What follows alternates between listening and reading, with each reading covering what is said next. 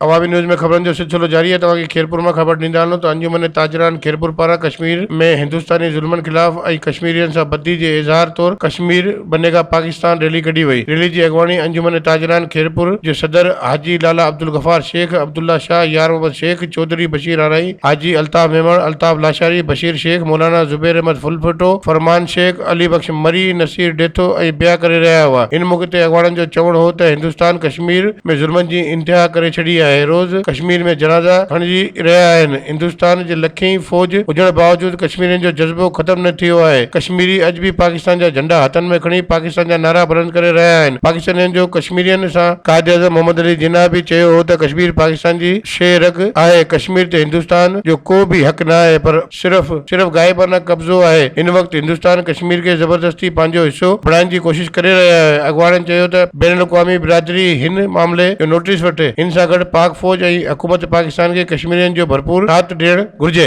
वधीक ख़बरनि ऐं तफ़सील लाइ विज़िट कयो अवामी news Facebook page, YouTube page ऐं अवामी न्यूज़ वेबसाइट।